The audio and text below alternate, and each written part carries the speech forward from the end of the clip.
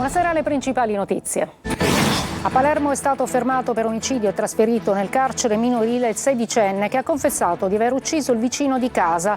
La versione raccontata dal ragazzo di avanzi sessuali della vittima non ha convinto gli investigatori. Circostanze moventi restano nel mistero.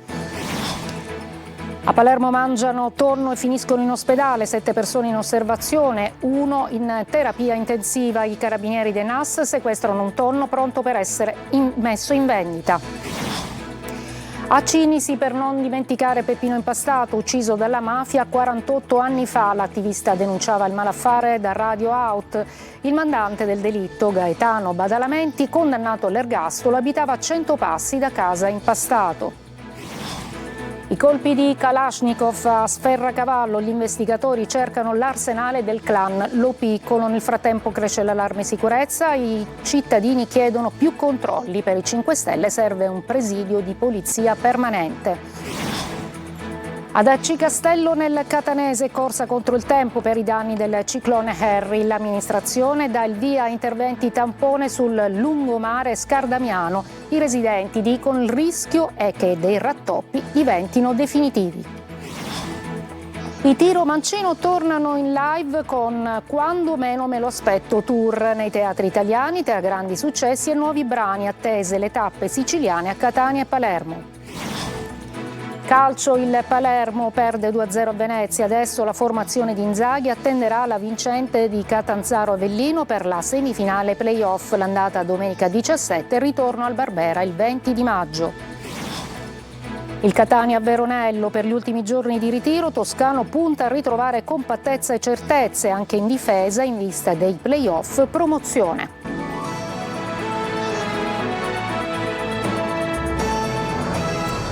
Eccoci, buonasera. A Palermo fermato il sedicenne che ha confessato di aver ucciso il vicino di casa.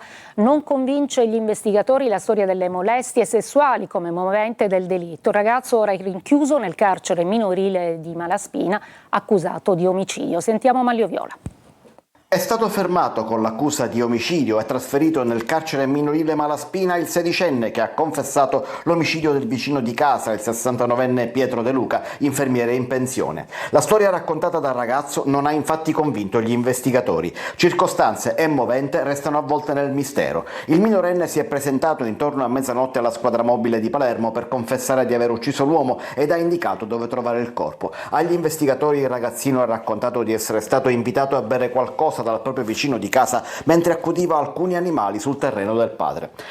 Il minorenne dice di aver accettato una bibita alcolica proprio perché conosceva De Luca, ma poi sarebbero scattate le avance sessuali. Ne sarebbe scaturita una lite al culmine della quale il ragazzo avrebbe colpito l'anziano con un tubo trovato sul posto, uccidendolo. Dopo ore di rilievi però sono parecchi i dettagli che sembrano non coincidere fra il racconto del ragazzino e i riscontri di scientifica e analisi cadaverica preliminare del medico legale.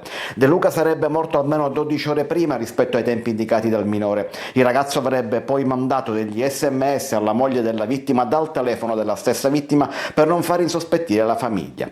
Qualcosa non tornava già anche ai vicini di casa che si erano stranizzati nelle ore immediatamente precedenti alla confessione. A noi nel palazzo ci è sembrato strano, a quell'ora ancora qui nel terreno ci è sembrato strano, ma abbiamo pensato magari un malore, si è sentito male. Abbiamo sentito la moglie che gridava, dice mio marito. Al vaglio degli inquirenti adesso il vero movente è la possibilità che il ragazzino possa essere stato aiutato da qualcuno. Restiamo a Palermo, mangiano tonno e finiscono in ospedale. In 7 in osservazione, 1 addirittura finisce in terapia intensiva. I carabinieri del NAS sono risaliti alla pescheria che ha venduto appunto il pesce. Sentiamo Orazio Longo. 7 persone sono state ricoverate in diversi ospedali di Palermo colpite da intossicazione dopo aver mangiato tonno rosso. Il più grave si trova nel reparto di terapia intensiva all'ospedale Villa Sofia, gli altri sono in osservazione, in 3 fanno parte dello stesso nucleo familiare. Il sospetto è che il pesce potesse contenere un alto livello di istamina, una sostanza tossica che deriva dalla degradazione della carne del tonno, ma anche delle sarde, delle acciughe, delle sardine e dello sgombro, che a dosi elevate può causare la sindrome appunto detta sgombroide, che principalmente provoca mal di testa e prurito similmente a un'allergia, dopo aver mangiato pesce mal conservato affetto da una accelerazione nella decomposizione. Questo perché si interrompe in modo non corretto la catena del freddo che conserva il pesce dal mare alla tavola. I consumatori che hanno accusato i sintomi tipici dell'intossicazione si sono recati tutti al pronto soccorso. I carabinieri del NAS hanno individuato la pescheria dove è stato venduto il tonno. L'esercizio commerciale aveva distribuito oltre 200 kg di pesce tracciato. I militari del nucleo antisofisticazioni, insieme ai colleghi della stazione Olivuzza, hanno sequestrato un tonno che era pronto per essere messo in vendita. Peppino Impastato 48 anni dopo, oggi Cini si ricorda l'attivista ucciso dalla mafia, era il 9 maggio del 78 quando Cosa Nostra fece uccidere appunto Impastato che si opponeva al malaffare, ai boss, in particolare Tano Badalamenti che fu anche accusato e mandante dell'omicidio e infatti condannato all'ergastolo. Sentiamo Marco Bulla. Il 9 maggio di 48 anni fa, mentre l'Italia era sotto shock per il ritrovamento a Roma del cadavere di Aldo Moro, a Cinisi, in provincia di Palermo, Peppino Impastato moriva a 30 anni, dilaniato dall'esplosione di una carica di tritolo posta sotto il suo corpo, adagiato sui binari della ferrovia.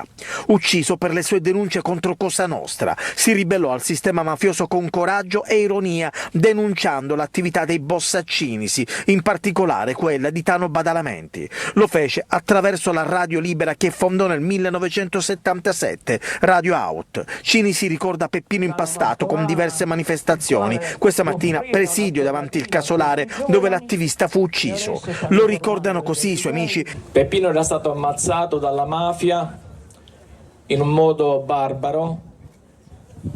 La mafia in genere quando vuole ammazzare qualcuno gli spara oppure lo fa scomparire. Peppino era diverso, Peppino era un militante politico e come tale a quei tempi doveva comparire come un terrorista. Quindi fatto saltare in aria e fare tutta la messiscena del terrorista che vuole fare saltare i binari. E poi c'è anche chi la sera prima dell'omicidio si trovava proprio in compagnia di Peppino Impastato. Continuiamo ad occuparci dei colpi di Kalashnikov sferrati e sparati a Sferracavallo perché gli investigatori stanno cercando l'arsenale dei Lo Piccolo. Nel frattempo cresce anche l'allarme fra i residenti che chiedono più controlli e ai 5 Stelle addirittura un presidio permanente della polizia. Sentiamo. Bottiglie incendiarie e Kalashnikov è un mix letale quello entrato in azione ormai da 6 o 7 mesi fra Sferracavallo, Tommaso Natale e nell'intera area del mandamento mafioso di Resuttana San Lorenzo a Palermo. Le forze dell'ordine hanno imboccato una pista precisa per le indagini grazie anche alle immagini delle telecamere di videosorveglianza, fra cui il video del danneggiamento a colpi di mitra nei confronti di un'auto rimessa lo scorso 9 di aprile. Gli inquirenti sono alla ricerca di un arsenale che rappresenta forse un mito di Cosa Nostra, le armi del clan Lo Piccolo. Nonostante la condanna degli anziani boss della famiglia, i Kalashnikov che costituivano quell'arsenale del gruppo armato di San Lorenzo, secondo i racconti dei pentiti almeno, non sono mai stati trovati. Intanto i cittadini chiedono più sicurezza. Ieri pomeriggio il Movimento 5 Stelle ha incontrato il prefetto di Palermo. Abbiamo chiesto un rafforzamento immediato dei controlli e l'istituzione di un presidio stabile delle forze dell'ordine nella borgata. Abbiamo trovato nel prefetto dottor Mariani grande sensibilità, ascolto e attenzione concreta. Il prefetto si è già attivato per avviare le necessarie valutazioni. È un segnale molto importante. Lo Stato è vicino ai cittadini di Sferracavallo. Nel frattempo serve il rafforzamento dei controlli interforze, visto che i commissariati più vicini si trovano a Pallavicino e a Mondello e la stazione dei Carabinieri ancora più distante forse, a Isola delle Femmine. Sono passati 5 anni dalla tragedia che sconvolse Ravanusa, siamo nell'Agrigentino. Oggi sono stati presentati i nuovi piani urbani per quanto riguarda appunto questa esplosione che coinvolse più case e che costò la vita a 9 persone. Sentiamo. Ravanusa prova a voltare pagina dopo la tragedia dell'11 dicembre 2021, quando il crollo di alcuni edifici provocato da un'esplosione costò la vita a 9 persone. Un'intera comunità fu sconvolta in pochi istanti, con una ferita ancora oggi viva tra i familiari delle vittime e nei luoghi segnati dal disastro. In questo contesto sono stati presentati gli interventi di rigenerazione urbana nell'area colpita in via delle Scuole. Presente tra gli altri il presidente della regione Renato Schifani, accolto dal sindaco Salvatore Pitrola. Contiamo di battere ogni record, naturalmente con la buona volontà di tutti, dell'amministrazione. Oggi celebriamo una vittoria del sistema, abbiamo fatto squadra la volontà dei politici, delle istituzioni che volevano dare una risposta a chi ha subito questo dramma. Ci siamo riusciti, ma continueremo naturalmente a non distrarci perché l'impegno deve essere massimo e lo sarà. Un progetto di riqualificazione per ridare nuova vita al quartiere e dare un segnale concreto alla comunità di Ravanusa. Questo posto, da luogo di tragedia, deve trasformarsi in un luogo di rinascita e questo stiamo facendo sin dal primo giorno, da quando ci siamo messi al lavoro, perché questa ferita merita di essere riimmaginata. Un momento carico di emozione e memoria nel segno della ricostruzione e della rinascita. Comuni siciliani ancora alle prese con i danni del ciclone Harry. Ad Aci Castello, siamo nel Catanese, l'amministrazione ha dato il via a interventi tampone sul lungomare Scardamiano. I residenti ai nostri microfoni dicono il rischio è che questi rattoppi diventino definitivi. Emanuela Corsi. Ci vuole del tempo, vediamo se ce la fanno, ma non ce la fanno. È corsa contro il tempo nei comuni del litorale ionico pesantemente danneggiati dal ciclone Harry per ripristinare le aree colpite dalle mareggiate e salvare la stagione estiva. Qui siamo sul lungomare Scardamiano di Aci Castello, che si presenta ancora così. Circa 1 chilometro di strada è ancora interdetto. L'amministrazione ha stanziato più di 400.000 euro di fondi per interventi di somma urgenza iniziati a fine aprile che però non convincono i residenti. Vorrei essere rassicurata sul fatto che questi lavori di ripristino, che sono di rattoppo, si vede anche il cemento al posto del basolato, le ringhiere, questo è il lungomare dei muretti, non è il lungomare delle ringhiere, quindi che venga ripristinata l'architettura originaria e vorremmo essere rassicurati su un intervento di riqualificazione fatto a dovere. La situazione in questo momento è ancora molto critica e soprattutto per la zona questa che c'è alle mie spalle del vecchio depuratore, che è rimasto insomma così devastato. Poi c'è anche un problema igienico-sanitario. In tutta l'area vige il divieto di balneazione a seguito dello sversamento di reflui fognari dalla stazione di sollevamento del lungomare Ciclopi e l'odore di fogna è forte. Tutta l'estate ci sono 40 gradi, anche più in estate, siamo con le finestre chiuse, perché aprire le finestre è impossibile. Nonostante i divieti, gli stabilimenti hanno iniziato i lavori in vista della stagione estiva. In mancanza di una progettualità, la paura è che uno dei lungomari più belli della costa rischia di rimanere definitivamente così. L'amministrazione penso che sicuramente si deve adoperare per un progetto di riqualificazione del lungomare. Una breve pausa, poi andremo a Catania per un paradosso che riguarda la piazza intitolata Rosa Balistreri.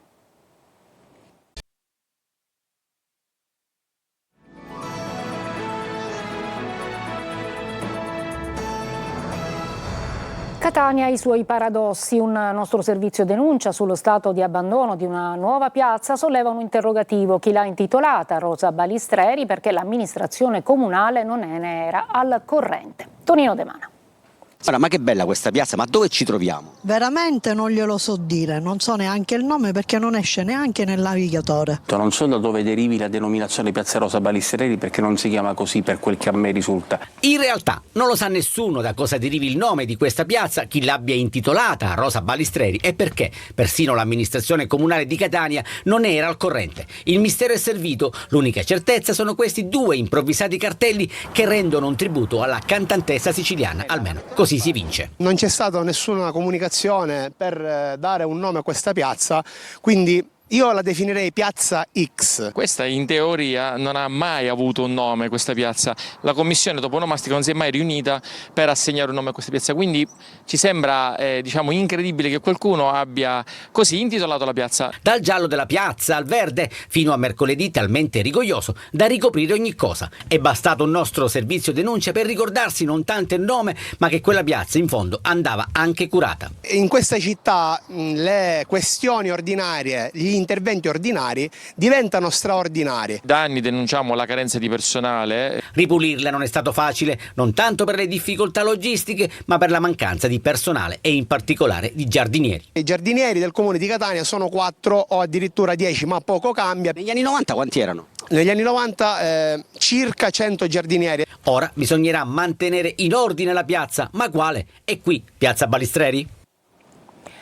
La musica e i Tiro Mancino arrivano in Sicilia con Quando meno me lo aspetto tour, un ritorno della band di Federico Zampaglione anche a Catania e Palermo. Dipinsi l'anima su tela anonima e mescolai la vodka con acqua tonica. C'è una musica che non passa, che resta, e quando torna lo fa con ancora più forza. I Tiro Mancino riaccendono le emozioni e scelgono ancora una volta il teatro, il luogo più intimo per incontrare il pubblico. Dopo il successo del tour celebrativo dei 25 anni della descrizione di un attimo, la band guidata da Federico Zampaglione annuncia Quando meno te l'aspetti tour, un nuovo viaggio musicale che attraversa l'Italia e arriva anche in Sicilia. È sempre bello suonare davanti al pubblico siciliano perché è un pubblico stimolante, un pubblico esigente, però anche molto caldo e comunicativo. È amore impossibile quello che mi chiedi. 2 tappe attesissime, il 15 maggio al Teatro Metropolitan di Catania e il 16 al Teatro Golden di Palermo. Ogni brano è un pezzo di strada, un'emozione vissuta e poi consegnata alla musica. È un concerto molto dinamico, un concerto che ha dei momenti più tirati, più rock, più ispirati al blues anche. E poi ci sono dei momenti più intimi. Uno spettacolo intimo, impreziosito da un quartetto d'archi con una scaletta che unisce passato e futuro, dai grandi classici come Due destini e Per me importante fino ai nuovi brani dell'album. Sono riuscito a fare di una grande passione un mestiere, questo mi emoziona tutte le volte che ci penso. Un ritorno che non è solo musica, ma consapevolezza, gratitudine e passione. I miei pensieri fanno a botte una speranza scema che non smette. Breve pausa alla pagina dello sport con il calcio. Il Palermo ha perso a Venezia 2-0, mentre invece ci sono gli ultimi giorni di ritiro per il Catania a Veronello.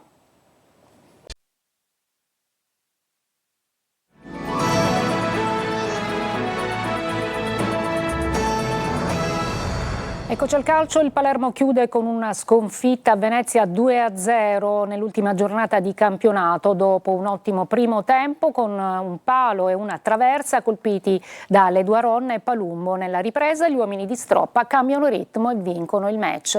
Adesso per i siciliani inizia l'attesa per i play-off. Marco Gullà. Una sconfitta che non fa male, ma che deve comunque far riflettere sullo stato di salute della squadra in vista dei play-off. Il Palermo nell'ultimo atto del campionato perde 2-0 a Venezia, già promosso da una settimana in Serie A. Adesso la formazione di Inzaghi attenderà la vincente di Catanzaro Avellino per giocare la semifinale play-off, andata domenica 17 maggio, ritorno al Barbera il 20 maggio. Tornando alla gara di ieri, il Palermo ruggisce subito, Leduaron colpisce il palo da buona posizione, poi è Palumbo a timbrare la traversa, grave movimento in aria e palla che non entra dopo la grande parata di Stankovic. Rosa sfortunati, Venezia che attende ma che non morde, nella ripresa però cambia tutto, lagunari che hanno bisogno della vittoria per tornare primi in classifica dopo il vantaggio del Frosinone e allora è Doumbia a trovare immediatamente la rete dell'1-0. Ecco allora che il Venezia schiaccia il rosanero e inizia a fare la conta dei pali, prima la traversa di Lauperbach, subito dopo altra traversa del Venezia, Chiche Perez di testa centra il legno. Ceccaroni intanto si divora la palla del pareggio alzando di testa da ottima posizione, chance sprecata, poi Compagnon altro palo e nel finale sempre lui sigla la rete del 2-0 che chiude il match. Per il Palermo serata amara, c'è tempo per rifarsi, ai playoff vietato sbagliare. Abbiamo fatto un ottimo primo tempo, purtroppo dovevamo segnare. Se non fai gol poi dopo nel secondo tempo il Venezia è venuto fuori e ha meritato di vincere, però mi tengo la prestazione. Adesso è chiaro che nel secondo tempo la testa è andata un po' a domenica, adesso dobbiamo fare dei grandi playoff e andarci a prendere quello che sappiamo. Il Catania affronta gli ultimi giorni di ritiro a Veronello, dove domani è previsto un test in famiglia. Fra poco, più di una settimana, l'esordio nei play-off, quando servirà anche ribadire i numeri difensivi che hanno caratterizzato la stagione. Sentiamo Marco Carli. L'importanza di avere una difesa granitica. Il Catania ha mantenuto la miglior retroguardia del girone, 25 reti subite. Solo il Benevento promosse vicino ai rossazzurri, 28 reti al passivo. Le altre, compresa la Salernitana, sono a distanza siderale. Se si guarda dentro le cifre si nota una differenza sostanziale fra la media dei gol subiti fino alla 32esima giornata, quando il Massimino era un fortino totalmente inviolato. I rossazzurri avevano raccolto in fondo alla propria rete solo 18 palloni, poco più di mezzo gol a gara. Nelle ultime partite, considerando anche la parentesi Viali, i dati sono diversi. Dalla 33esima, quando cioè col Casarano gli etnei hanno subito la prima rete in casa, la media dei gol presi a partita è salita a 1,16, fino a raggiungere il gol e mezzo a gara nelle ultime 4. I numeri da soli non spiegano tutto, ma quando Toscano parla di certezze si riferisce sicuramente anche alla chiave difensiva. Se il Catania saprà ritrovare la solidità che nelle prime 32 giornate è mancata solo 2 volte, a Cosenza e a Potenza col Sorrento, saprà garantirsi una chiave importante per gli spareggi promozione. Certo, non c'è la sicurezza di Di Gennaro, ma soluzioni e interscambiabilità non mancano nemmeno nel reparto arretrato. Da Celli ad Allegretto, da Ierardi a Pieraccini, tutti giocatori adattabili, anche l'ultimo con caratteristiche di velocità che potrebbero renderlo utile pure al centro, dove possono prendere posto Miceli e Carnielutti. Tante soluzioni per un unico obiettivo, da coltivare insieme al resto della squadra, compreso ovviamente un portiere come Dini, spesso autore di ottime parate. Chiudere la porta per play-off più sicuri. E prima di chiudere un'ultima notizia, perché a Stromboli si è conclusa l'attività effusiva iniziata il 4 maggio dall'area craterica nord e quanto emerge dal monitoraggio dell'Istituto Nazionale di Geofisica e Vulcanologia di Catania. Il campo lavico, dopo aver raggiunto la linea di costa, ha fatto registrare una riduzione dell'alimentazione con un graduale arretramento dei fronti lavici. Io mi fermo qui, grazie per l'ascolto e buona serata.